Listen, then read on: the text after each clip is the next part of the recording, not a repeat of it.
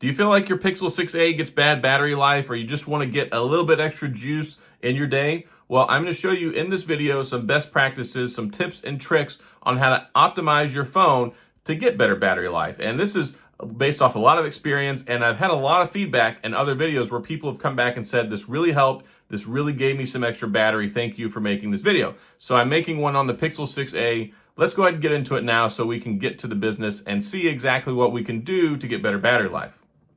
First things first, we're going to have to go into the settings. So swipe down, go to your settings. Once we get in here, what I do first is I go to display. Display is where you're going to get the most out of the battery benefits from your phone, because anytime your screen is on, this right here is going to be the biggest battery drainer you've got going. So first and foremost, brightness level.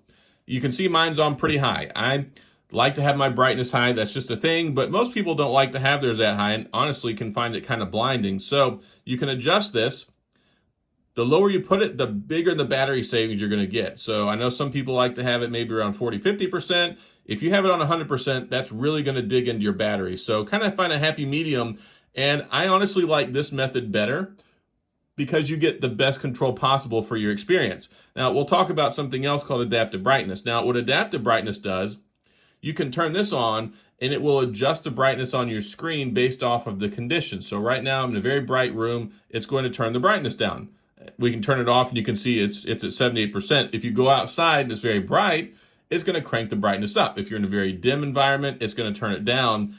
It hasn't been the best with the Google Pixel 6 phones with Android 12, but they made a lot of progress with it. So you can fiddle with that. That might help you out, but I still prefer the more consistent approach and just change it yourself. And instead of coming into the settings, you can just swipe down from the home screen and adjust it with the brightness bar right there at the top of your settings. So I do appreciate that. So back into the display settings. So the next thing I want to talk about is the lock screen. And they've had a lot of names for this: ambient display, always on display. This actually kills a lot of the battery. And I found it was draining about 20% of my daily battery life having it on. So you can have it off. So you go to lock screen, you can adjust things, what it shows on there, all that jazz. But the important thing is always show time and info.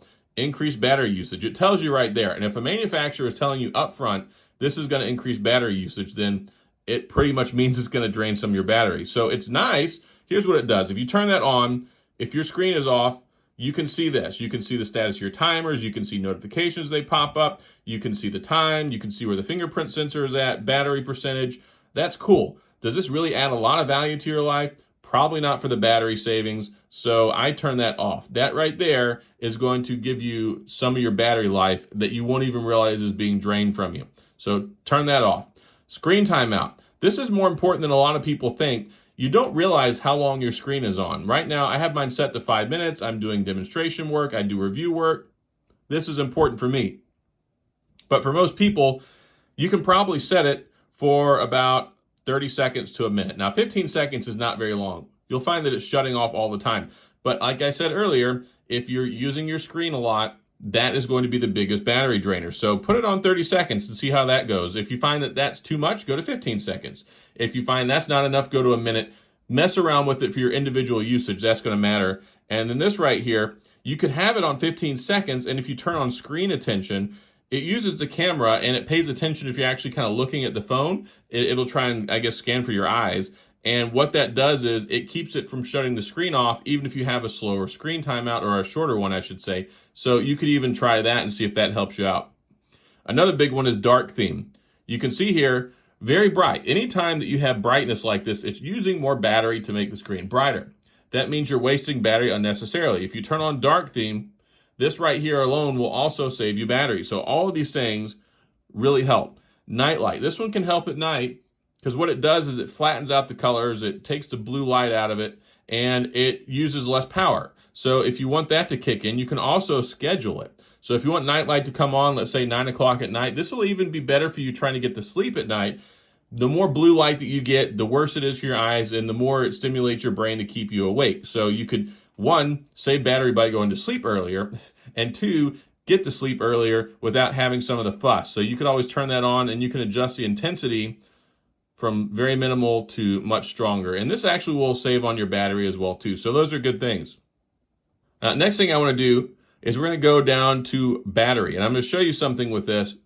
If you really need extra battery in a pinch, you can turn on Battery Saver. Now, Battery Saver, what that does is it just really hammers everything and closes it down on your phone to like essential stuff. Now, it's not going to make your phone unusable. For instance, let me turn it on.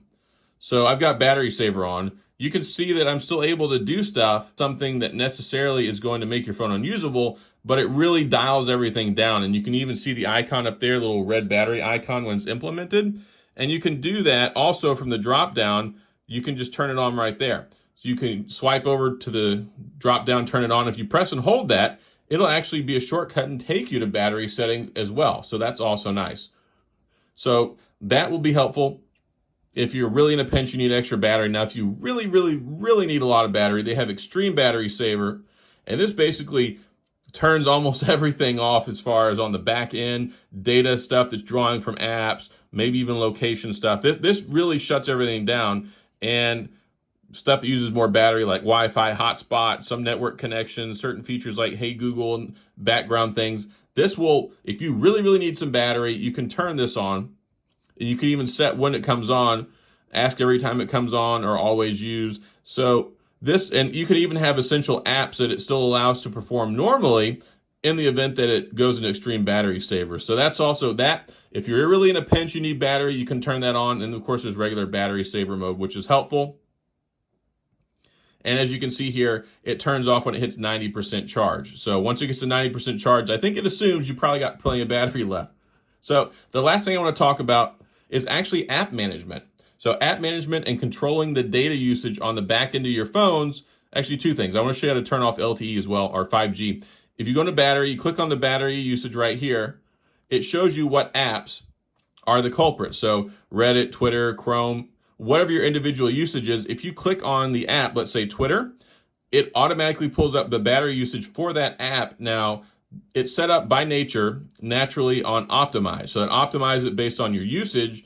If you want, you can have it on unrestricted data and battery usage on the back end, but that's going to drain more battery. If you really don't use the app all that much and you want to control how much data and battery it's using, if you put it on restricted, it really locks it down. And if you go through and do that for all the apps that you see that are using a lot of battery, that's going to also save you battery, and it's not going to impact the performance of your phone really. So these are all key tricks you can do that won't really mess up how you're using your phone, but will give you better battery life across the board. And also you can see if you click the expand system usage in past 24 hours, you can see what kind of functions your phone has been using the battery on. So this is also helpful too, especially seeing your screen time, and right there, hour and a half of screen time in the last 2 hours. That uses a lot of battery. Last thing I want to show you, and I know a lot of people really are interested in this one, is how to turn off 5G. Some people believe 5G is bad. Some people believe it's not any good, or that it burns up a lot of battery. So what we do is go to Network and Internet, and then you click on SIMs. This is for your network card. And then you go down to Preferred Network Type and click on that. It has 5G, LTE, 3G, and 2G. This might depend based off of your network. This might not be the same for everybody. By default, it's on 5G. I have found that it does get a little bit warmer when I'm outside on 5G. I've been out walking around, testing out the phone.